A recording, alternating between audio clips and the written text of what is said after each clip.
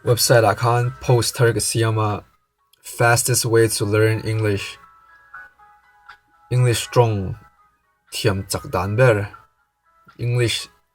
emo eng trong poni se thiam chak dan ber tuna hian USA a kum eng waza chu kalo omve ta chumi le kum nga kum ruk don paramara tang ron chuk mzo thain khat sap tong thiam lo tan hian tong ka le sak thina tun thleng po eng ka le sak zo zo chumi tang le kema experience atangin min sap tong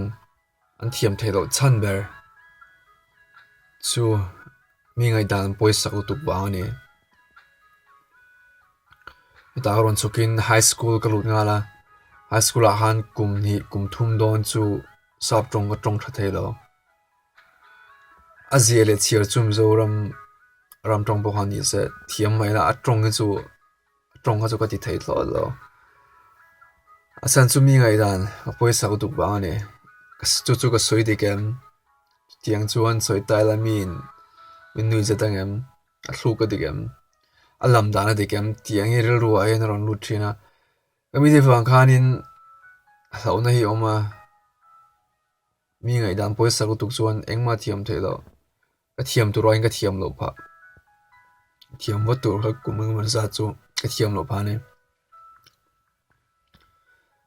chuan chu tiang bok chuan ka thona tong ka le saka hian ka hmule boka sap tong chu haran india kum li nu an om nu apo an thiam tak tak theilo achan chu soyang khanin an ti dikem chu chuan soi digam tiang veri an ngai mo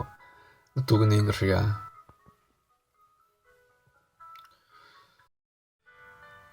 chuan thiam chak du chuan mi ngai dan poi sak lo ngai adik lo emo an thiam tok kan thiam chin tok kan soi ngai kan soi lo chuan thiam thei don lo kan ti sual lo chuan adik kan tra thei don lo tlang pui kan ti sual hian thankatin min ron correct hina dik zok chu tin hi tampu en du wang ani tlang pui